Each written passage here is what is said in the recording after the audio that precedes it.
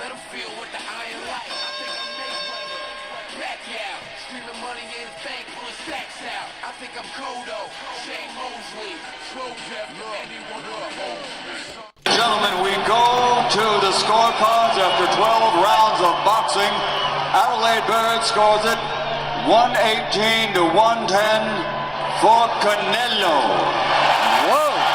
Dave Moretti scores it 115. 113 for Triple G. And Don Trella scores it 114, 114, a three-way split. Draw. This is officially a draw. All right, let's get straight to it. Canelo versus Triple G, the reaction and the breakdown of the fight.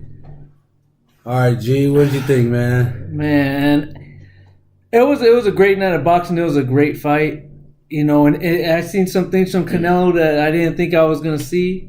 I mean, he went in there. He had better foot movement than I thought, better head movement than I thought.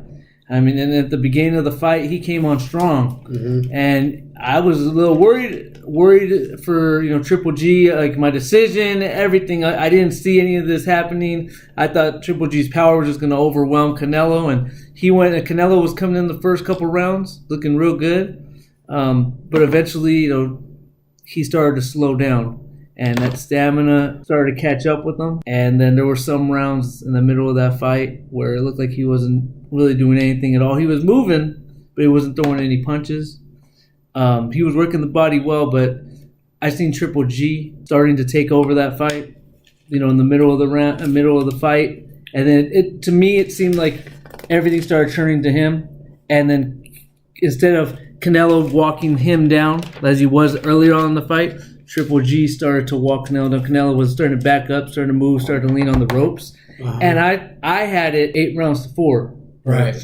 Triple G. There were close rounds in there, but I think that Triple G did enough to win those rounds. He did more than Canelo. What stood out to you a little bit from both fighters? Like what stood out to you with Canelo? And what stood out with Triple G? I think with Canelo, it was just his foot movement and just his head movement. Right. His movement was great. Like his defense was great. If his stamina was at, let's say, a Mayweather's level or something like that, I mean, he would have been awesome that whole fight. So that stood out to you? That stood out to me. Like I didn't see, I seen that before in Austin Trout, but I just didn't think he was going to be able to do that and plus take Triple G's chance because he took some clean shots from Triple G and he didn't really get phased. So was this your first time watching Canelo? No, I watched Canelo before, but then why? How come that stood out to you? Because he's always had good head movement. He's not an easy target to hit. But it gets the quality of opponent, and I think to me Triple G is the man, and Triple G can cut off the ring well, and he has power. He's able to break down his fighters, and I just didn't see Canelo being able to make him miss early in that fight as much as he was. All right, what stood out to you with Triple G? With Triple G, he still was able to take Canelo's power. I mean, Canelo's a heavy-handed puncher, and he got hit clean. And hard shots. And he took some hard shots and wasn't just walked through them. So I mean, it just was more of a reassurance of that chin that he has. Is that a good thing or a bad thing? I think it's good to have a chin is a good thing to have. I mean, I don't like it to be tested, but right. It can pass the test, What can you do? You can't. I was on Instagram. I forget who showed it, but it was a play-by-play of Canelo versus Khan and Canelo versus Triple G. Him landing the same shot that dropped Khan. Ended the fight. And Triple G was just able to brush it off and just continue to hunt. I mean, the fight itself was very entertaining. All 12 rounds. My breakdown, Canelo started off strong. I gave him the first 2 rounds. All right. Then I gave Triple G round 3 to 10. Triple G was a lot busier He was landing some shots, but the shots he was landing wasn't too hard, you know? Canelo had good head movement, as we discussed. Canelo seemed to gas out in the middle rounds. That's why Triple G took over rounds 3 to 10. Canelo will also stay on the ropes, and he will work in spots, but while he's on the ropes, Triple G was scoring, you know? Yeah, and later on in that fight, Triple G started putting more on his punches. It's kind of like he paced himself. Right. Like, you know. One thing, my biggest take, and I question, Triple G wasn't fully committed to his punches. You know, I think he gave Canelo too much respect, too much credit. He did hurt Canelo. I believe it was in the 10th round. Canelo was running, backing up, holding a lot. The referee had to break them a few times. That was around the 10th round, correct? That was the 10th round, yeah. Yeah. I just think that's you notice when Canelo backs himself on the ropes, Triple G, he really wasn't trying to go for the kill. He was real cautious. Yeah, I think he just that power. Like he just wasn't sure about that power. You know, like I think that's why he was just cautious about the power. Why not enforce your own power? You know, because he could have. I really believe he could have stopped. And I thought Canelo. he was going to stop the fight. I thought in the 10th round where he had him hurt, or it looked like he had him hurt. I thought he was going to go in and stop him. And then all of a sudden he just felt like he kind of backed off and didn't want to throw punches. And those are my takes. Triple G wasn't fully committing, and Canelo, he needs to be more conditioned, because if Canelo, check this out, if Canelo comes in prepared and ready, and his stamina is up to par, he dominates Triple G. He dominates. Because when he did fight, who landed the harder shots? If you put together a highlight reel, let's put from Canelo versus Triple G, if we put together Canelo's highlights versus Triple G highlights, Canelo will have a better highlight reel because the significant shots that he landed all night. Yeah, the power punches. Punches. I mean, Triple G was, the jab was where he was really dominating. Like, he was trying to control that fight with the jab, and I mean, most of his punches were the jab. That fight reminded me of Chavez Jr. versus the Brian Vera fight. The first match, I thought Vera won that, but they gave the decision to Chavez because of the bigger name, and he was landing the harder shots. But it's an illusion, dude. It just sucks that the scorecard has to be the biggest part of the event. Yeah, it couldn't have been the fight. It outshined the fight and how great that the fight was. I also scored the fight 8-4 for Triple G. I think Canelo looked good. He impressed me, but like I said, if he needs to work on his conditioning. I think if there's a rematch, I think Canelo has the edge in the rematch. I would think so. He could adjust a little bit, make a couple adjustments, and win those rounds. It's just I don't. No matter how many times you watch that fight, I don't see how you could score 118 to 110. Money.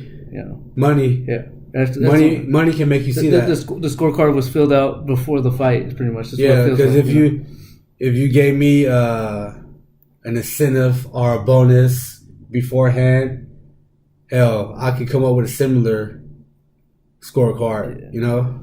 So and the other judges' scorecards, I could see it. I mean, the 114. All right.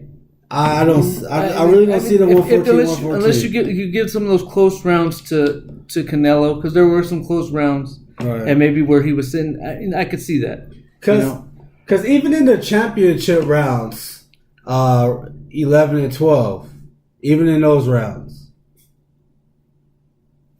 Canelo fought for like the first 60 seconds. It took some time But off. then he would take off the last 2 rounds and It kinda Triple had G a- would work. It kind of had a feeling of when Roy Jones fought Antonio Tarver the first time, Right. and Roy would come out the beginning of the round and put, throw a lot of punches and put some work in, but then the second half of that round he'd take it off, and it was Right. like, he wasn't, his output diminished greatly. Because Canelo, after the first 3 rounds, he didn't put together a single full round from round 4 to 12. Like, Yeah, there was breaks in between, there were lulls.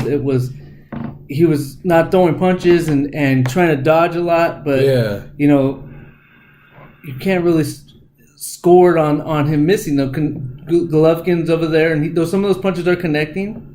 You got to be able to throw back and to win that round. Canelo said that he doesn't plan on fighting again this year and that he's going to fight in May. Is that too long? Do you want to see an immediate rematch, like sort of like how we saw with the Ward and Kovalev? Like, that was pretty quick.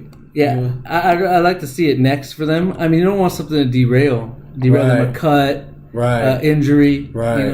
You don't want something like that to happen and then push back or like So early next year, if they fight like January, that's like 3-4 months off, and Canelo can still fight. I mean, I think they could go to May. I mean, May's fine. I mean, because Mayweather, he did that. He made a career. At the end of his career, he made a living off of September, May. Right.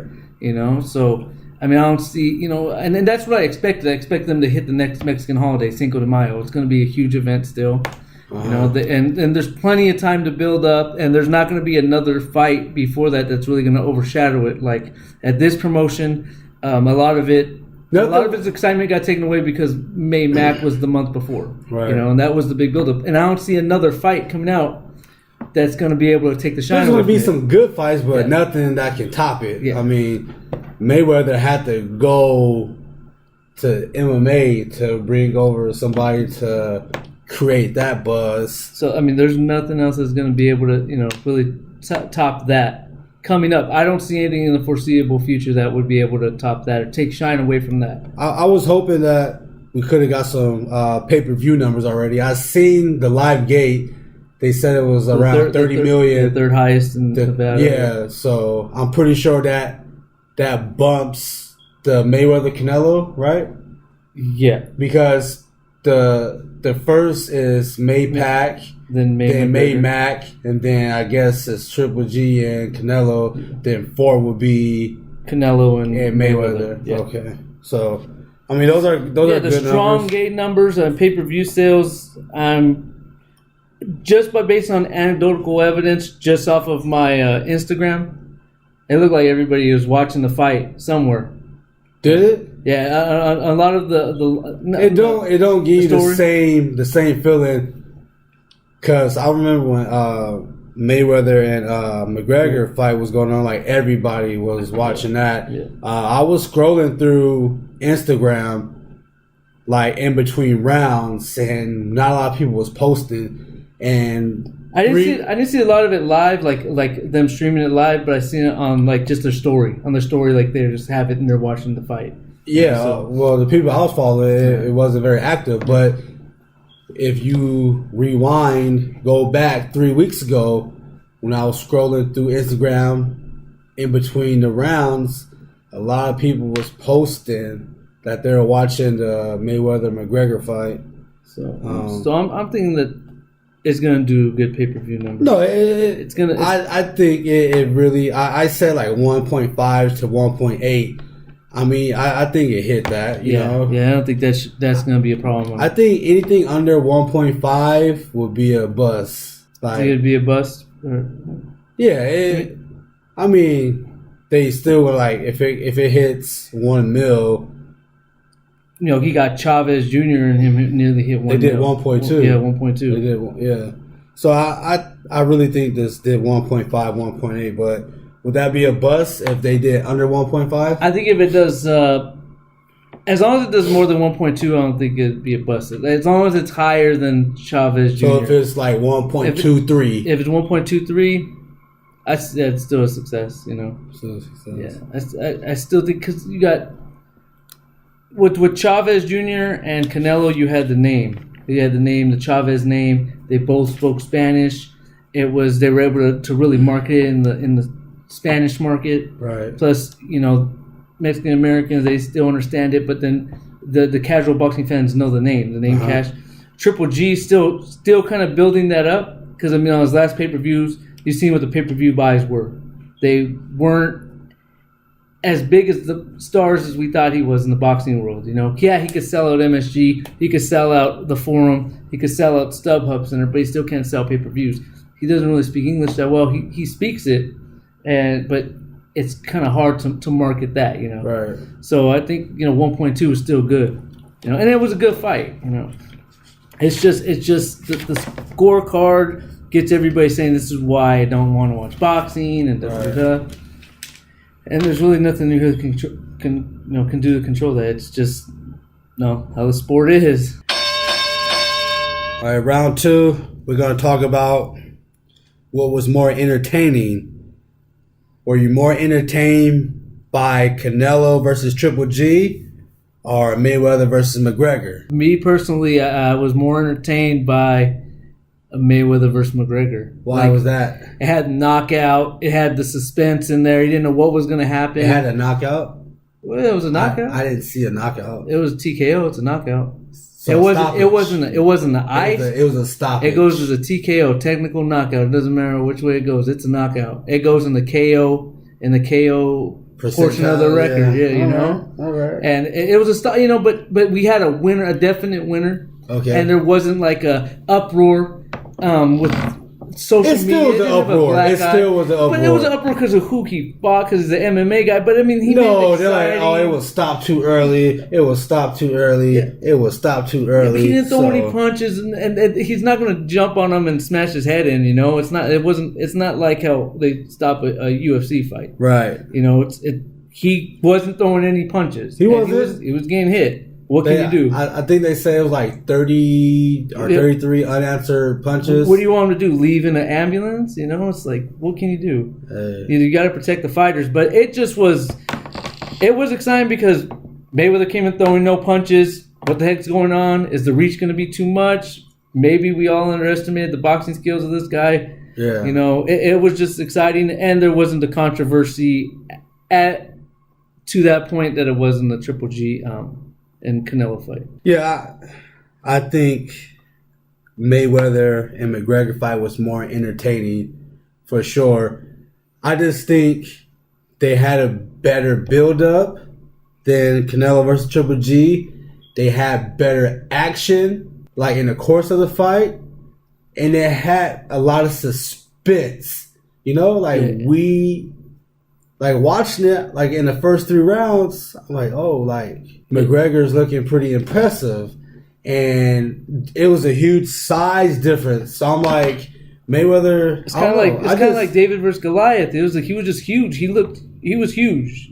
It's like watching it, I didn't tell myself in the middle rounds, McGregor's going to gas out. You're not thinking about the middle round. You just think in the moment. And in the moment, the first 3 rounds are it's going to be tough for Mayweather because he's going to have to give up something to get inside. And then he caught that uppercut in the first round, even though it wasn't. I wasn't worried about that because he wasn't hurt. But it made it interesting though. Like, whoa, he got caught. But how many more after that? No, but you didn't know that. You didn't know that when you're watching it though. You're just like, whoa, he got caught with that. Like, is he too old now? Like, what happened? Like, are the reflexes gone? I like the Canelo and Triple G. That was a great fight. I was entertained, but I wasn't pleased because both trainers and both fighters was talking about knockouts. And even if you go back to my prediction, I said that both fighters could get stopped. I went with Triple G stopping Canelo within the 6 to 8 round. It didn't happen. Nobody was... Nobody was pressing for the knockout. Like everybody was proceeding with caution, you know? Yeah.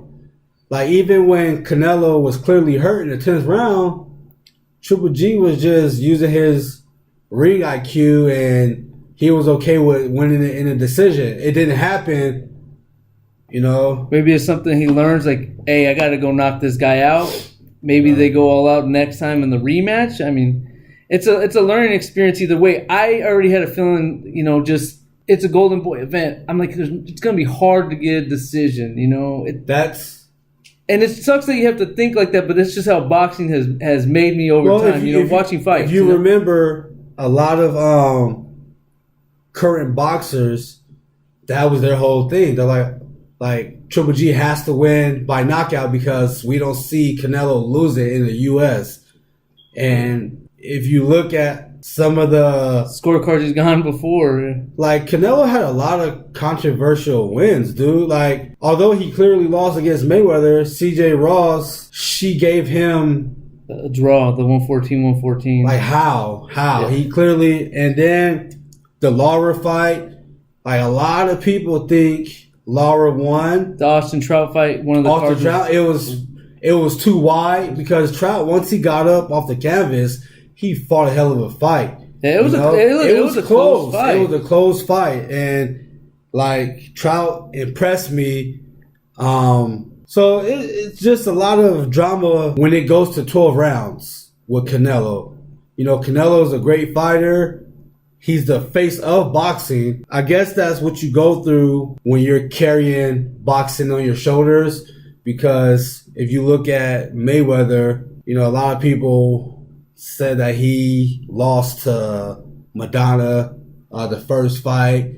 So I guess you can't please everybody. I want to see a rematch. It has to happen. Hopefully it's a knockout because I don't want to go through another one. But it will be a trilogy, I think. Will be a trilogy. Yeah, I think it'll be a trilogy. And we might, as long as it's exciting, I'm all for it. It's just the controversial gore just takes away from the event, though. Like, you know, it's just like, man, we saw a great fight, and then it just has to ruin it, you know? All right, so did you score it? Did you score the fight watching it? Watching it, yeah. I scored it. You know, when you hear, we both had Triple G 8-4. When you hear like Letterman's scorecard or even the 3 judges scorecard, do you question your scoring at all? Like, do you? I question some. I see, like, because, you know, sometimes Letterman will say why he gave the round, you know, blah blah blah, you know, punch output and stuff like that. What? It's very, yeah, it is subjective. It is. I just want to know. But it's just, after the event, when the Nevada Athletic State Commission, the representative, the executive director comes out and says that, you know, Adelaide Bird's stepping down. He doesn't know or not stepping down, but they're moving her down, and that they say that they're not going to let her. Yeah. They're not going to let her judge a fight. They're going to put her on like a hiatus, but she's not suspended or anything like that. So that's foul because you're basically admitting like, hey, this lady fucked up, and we know that. And he basically said, oh, you know, everybody has a bad day. He said that, and it's like, you come out and you say you don't get no support. I mean, everybody's seen that it wasn't that wide of a scorecard. Well, how do you explain that, you know? And even, you know, looking at everybody's judging, you could score that, maybe Triple G, you could have scored it that wide, but it's hard to find evidence to show, like, Canelo won 10 rounds to 2. Right. You know, watching that video. And except for, you know, Bernard Hopkins said that, you know, it should have been Canelo won the fight. He scored it. And he has to because he's Golden Boy. He's Golden Boy. Yeah, he's a minority owner in the company. So what is he supposed to come out and say that Canelo lost? No. I just. And even Oscar said, "Oh, that I don't agree with that wide of a scorecard, but I had Canelo up 2 rounds, 115 and 113." What is Oscar supposed to say? Like, oh, my fighter lost? No. It's just hard. It just was hard for the whole thing. But, you know, we can only hope for the next time somebody wins it convincingly and we don't have to worry about judges at all. All right, round 3, we're going to talk about Miguel Cotto and what's next for him.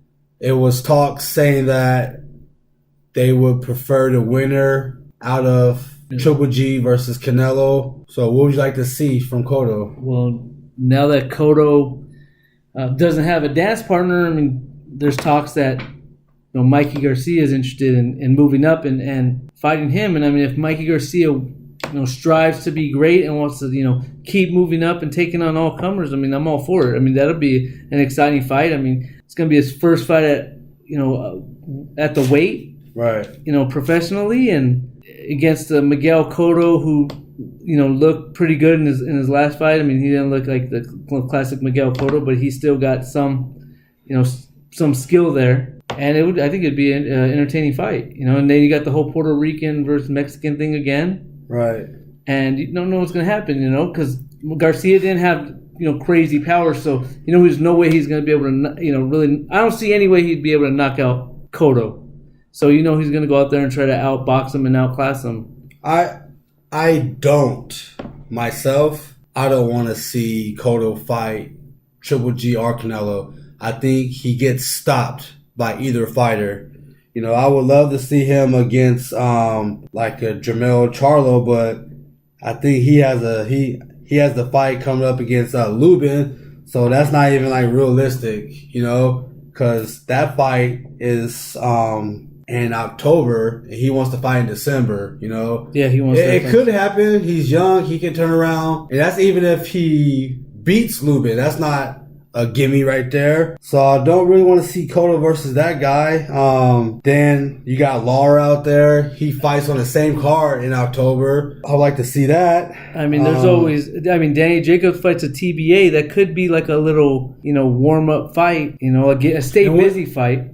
So Daniel Jacobs is fighting on the Wilder Ortiz undercard, and that's coming up November, right? That's going to be November. So that's going to be too quick of a turnaround, Unless he pulls out of the fight. He could pull out that fight. Yeah, he could pull out. Because they haven't announced that big name. Yeah. Yeah, but will they be willing to put him in there against Jacobs? I think that maybe a Mikey Garcia does make sense because all the big names are tied up or they're fighting like within weeks from December, So I think Mikey Garcia makes sense. Or you go against like a Diego Chavez or somebody, but like, what is that going to do? And I think that Mikey Garcia, to him, would probably be a more beatable opponent since he's probably not going to fear that power that he has. I mean, Mikey Garcia is going to be moving up, so many weight cuts. He's never been hit by a 160-pounder really professionally in the ring like that. I mean, Antonio Margarito's been real public calling out Miguel Cotto for a third fight. I don't want to see that. I don't want to see that one again. Yeah, Antonio Margarito, he's itching for a payday. He's fighting bums, and he gets destroyed by anybody in the top 10, period. Yeah, it's really like slim pickings right now for Cotto. I mean, he was really waiting on the Triple G Canelo winner. Yeah, but they're going to hold out for each other because that's another big payday for them. Yeah, there's no way. Yeah, they're going to mess that up. I mean, what's going on with I mean, there's always a David Lemieux. Yeah, David that's Lemieux's exactly the name I was looking for. Yeah, so what's going on with Lemieux? Like he declined the Jacobs fight. He downplayed Jacobs, talking about it's bigger fish out there when that's BS because Jacobs is definitely a problem. Yeah, Jacobs. He looked good against Triple G. Right. He does have a fight coming up. Don't know who it's against. It's the dreaded TBA. But, hopefully he gets in there with somebody that some kind of name cachet, to get a little excited about. But it's probably going to be a stay busy fight. But, yeah, David Lemieux's right there. I mean, David Lemieux doesn't really have an opponent. And might as well get it on. And then hopefully the winner of that could fight Jacobs in the future or the Triple G Canelo winner. Round 4. We're going to talk about recent fights that was made. We got Wilder versus Ortiz, Loma versus Regal. It's some good months coming up in boxing, Yeah. I mean, this whole year has just been awesome. Like, I mean, we've got all kinds of good fights, seen crazy stuff. Got Chocolatito get knocked out. Yeah. Mayweather take on the biggest MMA star, and it just keeps coming. We had Joshua and Klitschko. earlier this year. Now we get to close the year out with another great heavyweight fight. Wilder and Ortiz. I mean, finally Wilder's gonna face somebody that might have a chance to really to beat him. I mean, I don't see it. I think Wilder's gonna. His power is just going to stop Ortiz, but Ortiz has some real good boxing skill, and he got power himself. And I've seen Wilder get hurt before against lesser opponents. So I mean, that's what makes the heavyweight division so exciting. One punch can change the whole fight, and it really can, because these guys are huge and they're throwing with some power behind them. So as long as Wilder doesn't stay behind the jab and make it exciting, I mean, it's going to be an awesome fight. All right, so I mean, the Wilder versus Ortiz fight, I don't really know how I feel about that. You don't think that? I don't know. I just think that Wilder is probably going to fight Ortiz like a Stavern, and it won't. I see the excitement building up, and people are like trying to create hype, but I don't think it's going to live up to it. I think it's going to be a boring watch. He's gonna keep his distance, keep that reach. He's going to fight him well, like he fought Stavern. Every time Stavern got close, wrap him up, and Ortiz he's a monster. He's a big puncher. I mean, he can box pretty well for a guy his size. He got some good movement for his size. But I see Wilder just dominating, really, and I see people still hating on Wilder. Period. I don't think he'll get the credit. I just hope he just comes out of it without any injuries to his hands. Any setbacks to his hands, and that's the thing. He's been having those issues with his hands in the recent fights. You want to know something? The heavyweight division isn't stacked. Yeah. So until Joshua and Wilder fight each other, people are just going to keep discrediting their victories. Yeah. Period. It's not stacked at all. And when we go to the Loma versus Rigondeaux fight, that fight's going to be boring as shit. I just want you guys to know that. You're not excited for Loma versus Rigo? I think it's just. I'm not, dude. I mean, you got the two best. I mean, it's not going to be an exciting. It's going to be boring. It's not going to be Triple G Canelo. It's not going to be Triple G Canelo, but it's going to be a good technical match. If you love just the science of boxing, it's going to be the science of boxing. If you like the sweet science and you're a fan of the sweet science, it's going to be how most fights. You know how most fights, like every fight, both fighters are very cautious round one. Yeah, I think all 12 rounds are going to be a round one. But Loma does go in for the knockout when he sees it. Like he knows he won't be able to see it. He knows that really is what people want to see, and he always talks about it.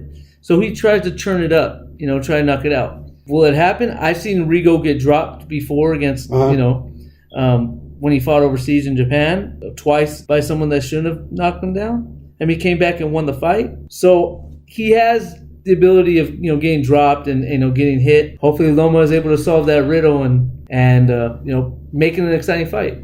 Do you think Loma and Rigo, you think that can surprise us and be this fight of the year, offensive fight? Do you see that?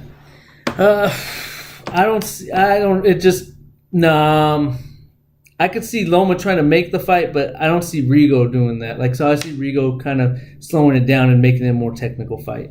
But it's still going to be exciting just to see, because you don't know what's going to happen. You got two great technical fighters. I mean, it's like padding your stats. With the Wilder versus Ortiz and the Loma versus Rigo, it's padding our 2017 stats. I just don't. I think both of those fighters are gonna. Both of those fights not gonna live up to what everybody think it is. But it's gonna be on. I'm glad that they're made, but it's a great fight. It's on ESPN. I mean, that's gonna be. Hopefully, it doesn't disgrace boxing by putting on a horrible performance. Hopefully, they both see how important it is that they're on ESPN and they're televised, and they have the ability to be televised in millions of households over in the nation, and they put on a performance that gives a real shine to boxing, just to close out the year, and hopefully it's a top ranked card. Hopefully, they could put a undercard on there that makes it exciting and a great event. Throw Mike Conley on there on one of the underfights, and just make it a great event that people will be talking about. Round 5, Crawford at 147. So on first take, I think it was last Friday, like leading into the Triple G and fight, Canelo fight. He was on First Take and he was taking shots at Errol Spence, saying that he wasn't the man and he would like to face Keith Thurman. Like, what would you like to see from Crawford? I might be excited. Just another name in the 147 division. I mean, the 147s where everybody, you know, all the fights, all the exciting fights that could be made. I mean, if Crawford could get in there and, I mean, get a test fight with Andre Berto, I mean, that would be an exciting fight at 147 for his first fight at 147. Or even a Victor Ortiz, you know, Victor Ortiz trying to come back. I mean, somebody that poses some sort of a threat, but, you know, where his skills should overtake them, still get a feeling for the weight, feeling for the power. I don't want to see him fight neither one of those names because it's just going to be, I think he may have to go to like a Mikey Garcia first, maybe Adrian Broner, maybe. But then if Adrian Broner wants to go to 147, you know, Adrian Broner said he's better at 140. I don't know what's going on really with Adrian Broner's personal life, if he's even going to be in any kind of shape to be boxing anytime soon. Mm-hmm. So, and Mikey Garcia, if he gets the Cotto fight, then he's already out. You know, he's already talking about moving out, you know, to 154. So, man, do you see Crawford beating Keith Thurman or Errol Spence? I think he could beat Keith Thurman. I still not a believer of Keith Thurman. You know, after all this time, I still don't believe in Keith Thurman. I think a really good boxer would go in there and get him because. But he does have skill. Like, he has skill and he has some power. I mean, I just see a boxer like Terence Crawford. I think will pick him apart. He goes to the body. Errol Spence is like the top dog for you. I still think Errol Spence is the man. Like, I'm still a believer. So do you think Crawford and Errol Spence will be like 1 and 2? Like I think they'll be 1 and 2, and if they don't rush it and promoters can build it right, it could be a big fight. You know, because Crawford, he's like 30, 31, right? He's still young. He's still young. Errol Spence, Errol Spence is really like 20s, maybe mid-20s. Yeah, mid-20s. Okay. And so I think that would be a huge fight. I mean, I know that they're talking right now. Aram's talking about if Pacquiao doesn't take the Horn fight. No, Pacquiao already rejected it. And so they're still going to talk to them because Aram's into it. Where Pacquiao wants to fight in Philippines, they want to bring it to Vegas, so they're still discussing that. But if not, they want to get Crawford on track to fight Horn. Right. I mean, he does have a title. So they give him a title. You throw Crawford in there with Horn just for the sake of the WBO belt. Yeah. So Crawford can have that for status and leverage. If he could get past Horn's got some heart to him. Horn has the same style as Julius and Dongo. Yeah. So it will be the same outcome. But hopefully they don't fight in Australia. That's the thing. Wouldn't. If they fight in Australia, they wouldn't. You know, it would be in Nebraska. You never know. I mean, I do know. Crawford. Pacquiao's a bigger star than Horn, and they fought in Australia. And they could have fought anywhere. Because. So Bob Arum's looking at the money. Bob Arum's looking at the money, and at the end, you never know. And we don't want some bad scoring again. And again, another boxer gets screwed because watching that fight, Pacquiao won that fight. Crawford will probably do the same thing, but let's say he does survive. But that's all hypothetical.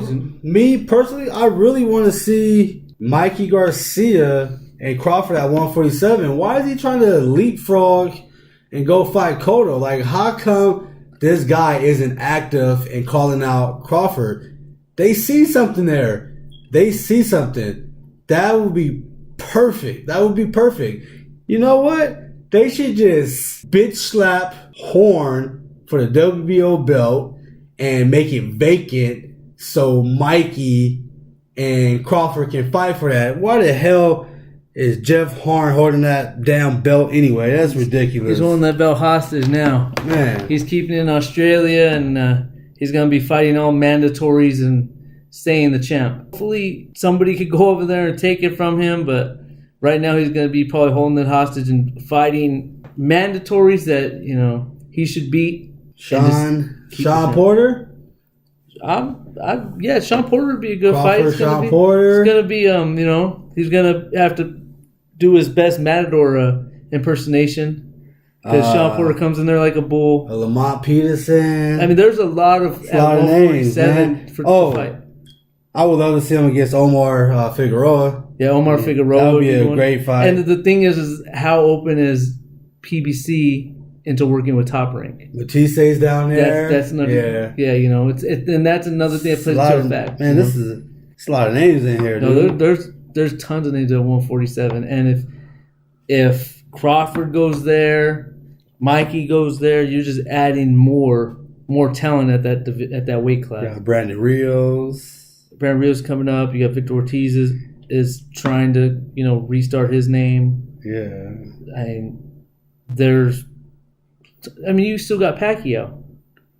Pacquiao don't want to fight nobody. Pacquiao wants he wants to fight, but he wants to fight in the Philippines. He wants to bring a fight to the Philippines. Pacquiao don't want to fight nobody. So, I do think if Crawford's itching for that Pacquiao fight, I do think Crawford will go out there to the Philippines, and he's desperate for that fight. Yeah, he wants that. Crawford wants that big name on his resume.